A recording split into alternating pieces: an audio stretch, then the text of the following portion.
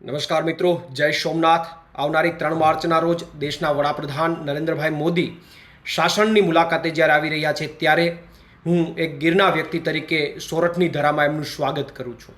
સાથે સાથે મને સમાચાર મળ્યા છે કે વડાપ્રધાન શ્રી સ્થાનિક રોજગારી બાબતે અમુક લોકો સાથે ચર્ચા કરવાના છે, ત્યારે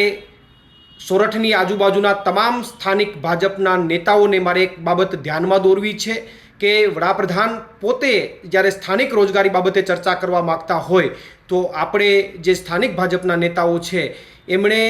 10થી 15 મિનિટનો સમય માગી અને ઇકોઝોનના કારણે જે સ્થાનિક રોજગારીને ભયંકર નુકસાની થવાની છે, ઇકોઝોનના કારણે જે ખેડૂતોને નુકસાની થવાની છે એ બાબતની ચર્ચા વડાપ્રધાન સાથે કરવી જોઈએ। અને આ મિટિંગની અંદર કદાચ અમે ઇકોઝોન માટે લડીએ છીએ છતાં અમને ન બોલાવો તો ચાલશે, પરંતુ 2-5 ખેડૂત આગેવાનોને સાથે રાખી અને આપ મિટિંગ કરો અને ઇકોઝોનના કારણે જે નુકસાની થવાની છે એમનાથી જો વડાપ્રધાનને માહિતગાર કરો તો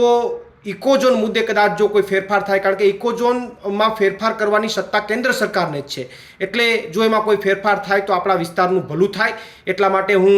તમામ સ્થાનિક ભાજપના નેતાઓને આ એક બાબત ધ્યાનમાં દોરવા માગું છું કે વડાપ્રધાન શ્રી પાસે સમય માગી અને ઇકોઝોનથી થતી નુકસાની બાબતે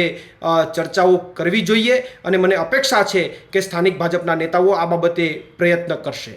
પ્રવીણ રામ, પ્રદેશ ફ્રન્ટલ અધ્યક્ષ, આમ આદમી પાર્ટી।